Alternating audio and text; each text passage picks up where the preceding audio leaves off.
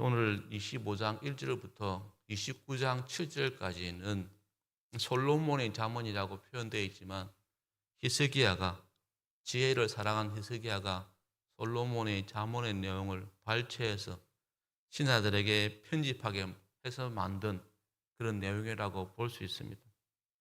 특별히 오늘 말씀 보면 이제 언어 생활에 대해서 또 이야기하고 있습니다.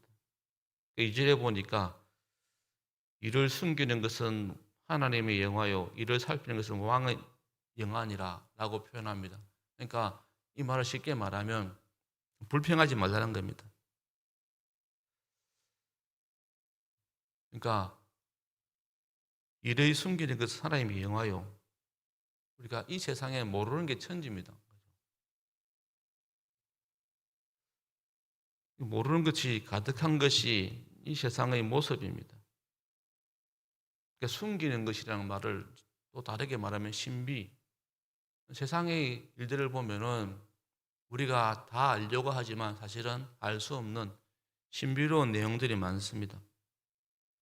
그래서 세상은 신비로 가득하기 때문에 모르는 것이 아주 많기 때문에 그 모르는 것 때문에 불편한 것이 아니라 하나님께 엎드려 찬양해야 된다고 말하고 있는 겁니다.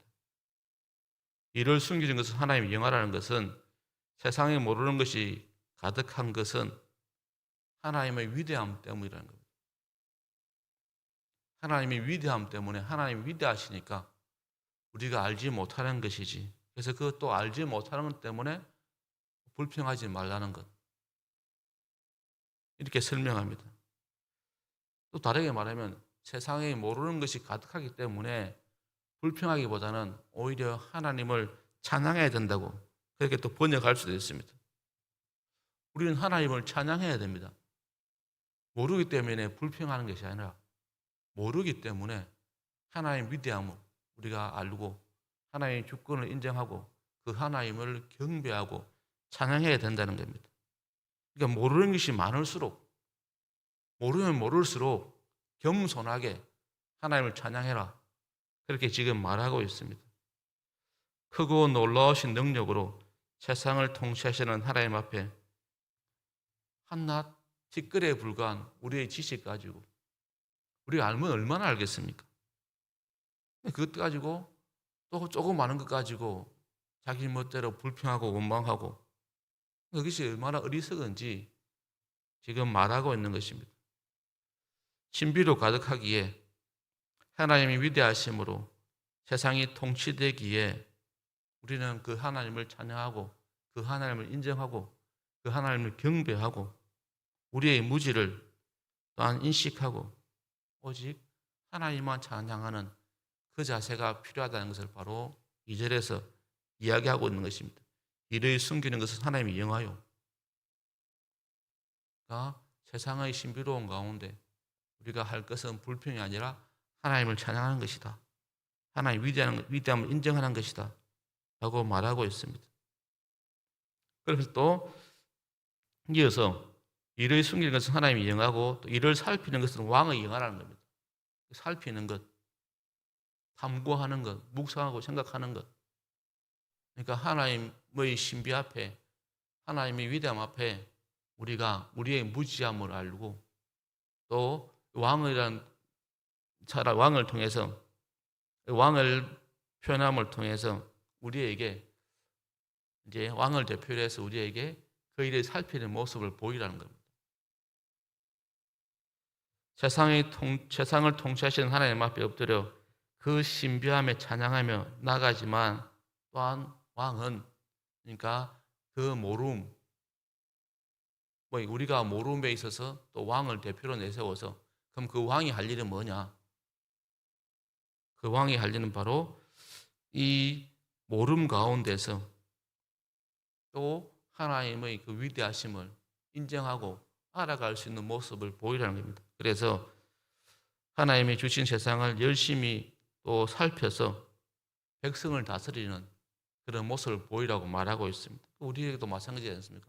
우리가 모르면 모를수록 하나님을 더 깊이 묵상하고 알려고 노력하는 모습으로 살라는 것과 또한 연결시켜 볼 수 있습니다. 왕이 열심히, 특별히 이 시대에 농사를 비유하자면은 농사는 하나의 도움 없이는 되지 않지 않습니까? 그러니까 왕이 이 하나님 농사를 짓기 위해서 하나님의 어떤 섭리하심을 기대하고 그 하나님 어떻게 섭리하실지 또 깊이 묵상하고 생각하면서 또 백성들에게 그것을 가르치고 알려주는 그런 모습을 지금 이야기하는 것입니다. 어느 때 비가 오고 어느 때 씨를 뿌리고 어떻게 거둬야 될지 그걸 이제 왕이 잘 살펴서 왕이 대표로 하나님의 위대함을 잘 살펴서 그런 모습으로 백성들을 다스리라고 그렇게 말하고 있습니다.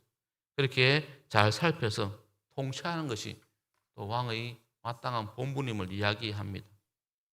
그럼 또 백성은 어떻습니까? 3절에 보니까 하늘의 높음과 땅의 깊음 같이 왕의 마음은 헤아릴 수 없느니라. 그러니까 하나님만큼 또 백성은 또 왕의 마음을 잘 알지 못할 때가 있지 않습니까?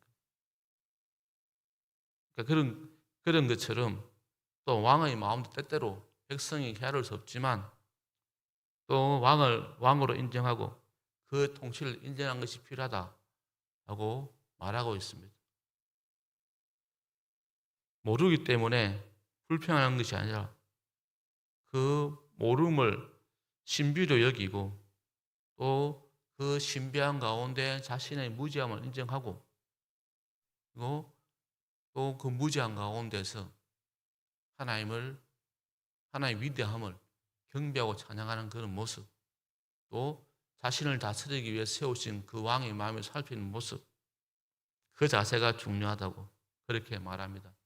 이런 가운데서 또 8절에 뭐라 말합니까? 그러면서 이제 그런 모습 가운데서 우리가 불평하지 않도록 우리의 생각과 언어 습관을 다스리라고 이야기합니다. 사람의 생각과 사항을 우리가 말로 다 표현할 수 없습니다. 부족합니다. 그래서 8절에서 말하고 있는 겁니다. 그러니까 우리가 너는 서둘러 나가서 다투지 말라.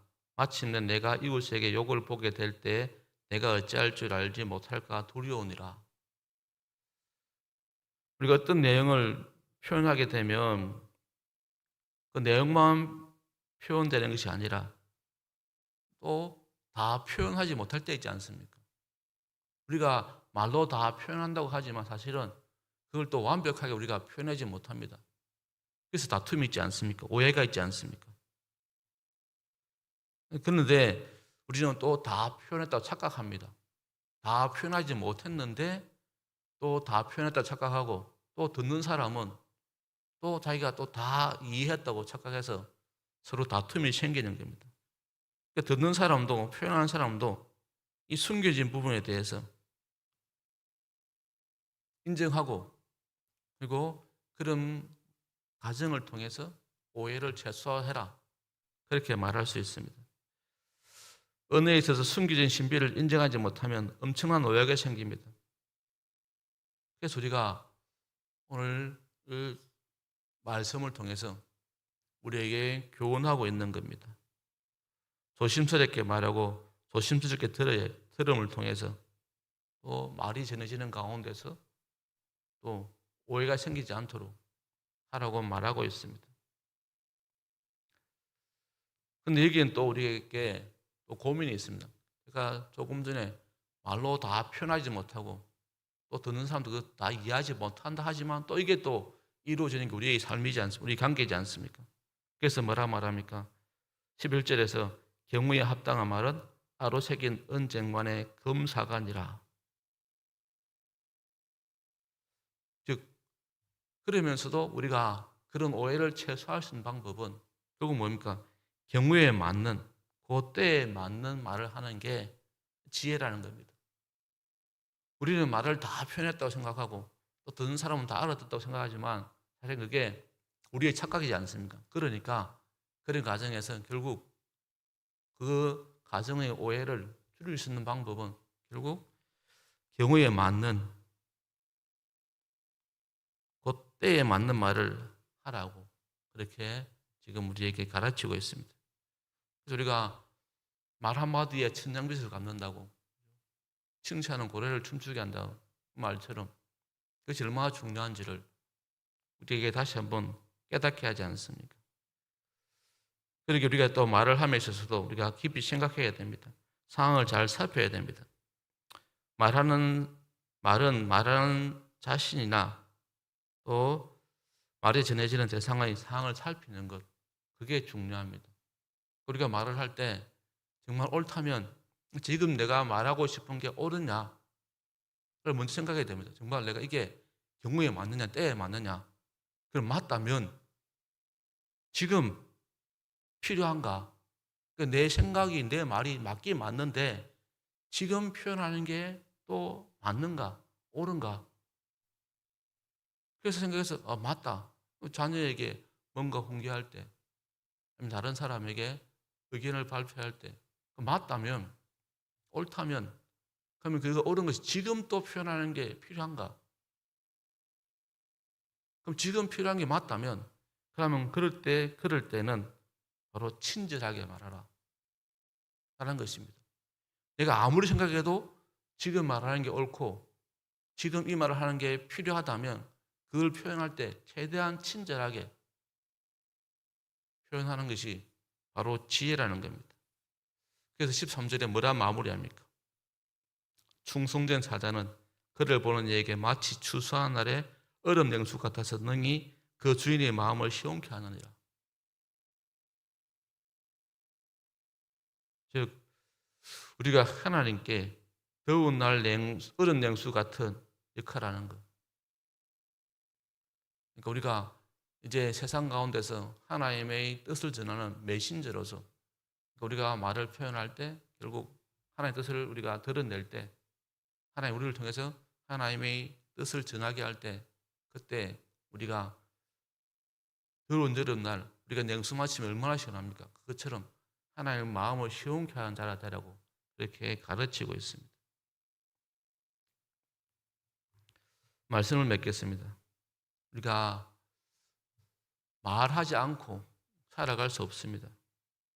그렇다면 우리가 가장 먼저는 우리의 말이 하나님의 어떤 일하심을 생각하면서 그 하나님의 위대하심 가운데서 우리가 불평하는 말이 아니라 경배의 말을 하는 사람이 되어야 됩니다.